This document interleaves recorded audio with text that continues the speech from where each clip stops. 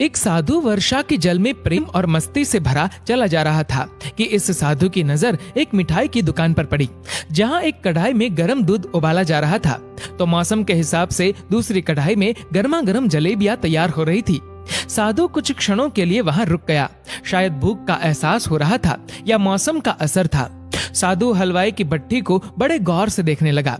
साधु कुछ खाना चाहता था, लेकिन साधु की जेब ही नहीं थी तो पैसे भला कहां से होते। साधु कुछ पल भट्टी से हाथ सेकने के बाद चला ही जाना चाहता था कि नेक दिल हलवाई से रहा न गया और एक प्याला गर्म दूध और कुछ जलेबियां साधु को दे दी। साधु ने गर्म जलेबियां गर्म दूध के साथ खाई और फिर हाथों को ऊपर की ओर उठाकर हलवाई के लिए प्रार्थना की, फिर आगे चल दिया। साधु बाबा का पेट भर चुका था। दुनिया के दुखों से बेपरवाह वे फिर एक नए जोश से बारिश के गंदले पानी के छींटे उड़ाता चला जा रहा था। वह इस बात से बेखबर था कि एक नव विवाहित जोड़ा भी वर्षा के जल से बचता बचाता उसके पीछे चला आ रहा है। एक बार इस मस्त साधु ने बारिश के गंदले पानी में जोर से लात मारी। बारिश का पानी उड़ता हुआ सीधा पीछे आने वाली युवती के कपड़ों को भिगो गया। उस औरत के कीमती कपड़े कीचड़ से लथपथ हो गए। उसके पति से ये बात बर्दाश्त नहीं हुई, इसलिए वह आस्तीन चढ़ाकर आगे बढ़ा और साधु को कपड़ों से पकड़कर कहने लगा, अंधा है क्या? तुझे नजर नहीं आता? तेरी हरकत की वजह से मेरी पत्नी के कपड़े कीचड़ से भर गए हैं। साधु हक्का बक्का सा खड़ा था, जबकि इस युवा को साधु का चुप रहना नाखुशगवार गुजर रहा था। महिला ने आगे बढ़कर युवक के हाथों से साधु को छुड़ाना भी चाहा, लेकिन युवक की आंखों से निकलती नफरत की चिंगारी देख वह भी फिर पीछे खिसकने पर मजबूर हो गई। राह चलते राहगीर भी उदासीनता से ये सब दृश्य देख रहे थे, लेकिन युवक के गुस्से को देखकर किसी में इतनी हिम्मत नहीं हुई कि उसे रोक पाए। और आखिर जवानी के नशे में चूर इस युवक ने एक जोरदार थप्पड़ साधु के चेहरे पर जड़ दिया। बूढ़ा मलंग थप्पड़ की ताब ना झेलता हुआ लड़खड़ाता हुआ कीचड़ में जा गिरा। युवक ने जब साधु को नीचे गिरता देखा तो मुस्कुराते हुए वहां से चल दिया। बूढ़े साधु ने आकाश की ओर देखा और उसके होठों से निकला, वाह मेरे भगवान, कभी गर्म दूध जलेबियां और कभी गर्म गर्म थप्पड़, लेकिन जो तू चाहे मुझे भी वही पसंद है। ये कहता हुआ वह एक बार फिर अपने रास्ते पर चल दिया। दूसरी ओर वह युवा जोड़ा अपनी मस्ती को समर्पित अपनी मंजिल की ओर अग्रसर हो गया। थोड़ी ही दूर चलने के बाद वे एक मकान के सामने पहुंचकर रुक गए। वह अपने घर पहुंच गए थे।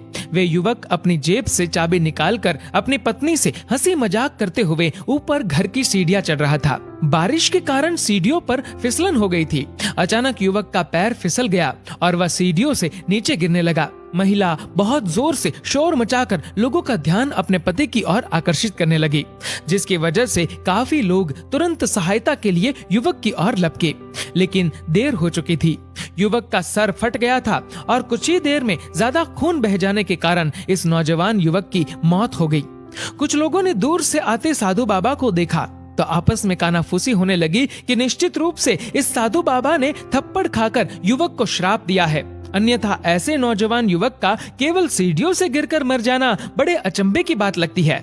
कुछ मनचले युवकों ने ये बात सुनकर साधु बाबा को घेर लिया।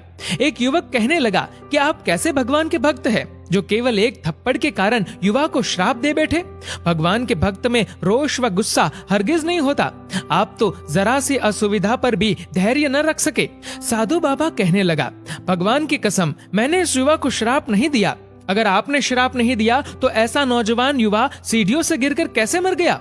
तब साधु बाबा ने उन सब से एक अनोखा सवाल किया कि क्या आप में से कोई इस घटना का चश्मदीद गवाह है? एक युवक ने आगे बढ़कर कहा, हाँ, मैं इस सब घटना का चश्मदीद गवाह हूँ। साधु ने अगला सवाल किया, मेरे कदमों से जो कीचड़ उछला था, क्या उसने युवा के कपड़ों को दागी किया था? युवक बोला, नहीं, लेकिन महिला के कपड़े जरूर खराब हुए थे। साधु ने युवक की बाहों को थामते हुए पूछा, फिर युवक ने मुझे क्यों मारा? युवक कहने लगा, क्योंकि वह युवा इस महिला का पति था और यह बर्दाश्त नहीं कर सका कि कोई उसकी पत्नी के कपड़ों को गंदा करे, इसलिए उस युवक ने आपको मारा। युवक की बात सुनकर साधु बाबा ने एक जोरदार ठहाका बुलंद किया और यह कहता हुआ वहां से विदा हो गया, तो भगवान की कसम, मैंने श्राप कभी किसी को नहीं दिया, लेकिन कोई है जो मुझसे बहुत प्रेम करता है। अगर उसका यार सहन नहीं कर सका तो मेरे यार को कैसे बर्दाश्त होगा कि कोई मुझे मारे। और मेरा यार इतना शक्तिशाली है कि दुनिया का बड़े से बड़ा राजा भी उसकी लाठी से डरता है। उस भगवान की लाठी दिखती नहीं और आवाज भी नहीं करती, लेकिन पड़ती है तो बहुत दर्द देती है। हमारे कर्म ही हमें उसकी लाठी से बचाते हैं, बस कर्म अच्छे होने चाहिए। हमारी संपत्ति के उत्तराधिकारी अनेक लोग हो सकते हैं, लेकिन कर्मों के उत्तराधिकारी केवल हम स्वयं ही होते हैं। दोस्तों, इस वीडियो को लेकर आपकी क्या राय है नीचे कमेंट करके जरूर बताएगा। और अगर आपको ये वीडियो अच्छा लगा हो तो इस वीडियो को लाइक करेगा, शेयर करेगा ज्यादा से ज्यादा लोगों तक। और ऐसे ही और भी इंस्पिरेशनल वीडियोस के लिए सब्सक्राइब करें हमारे यूट्यूब चैनल को और फेसबुक पर फॉलो करें हमारे पेज को। धन्यवाद।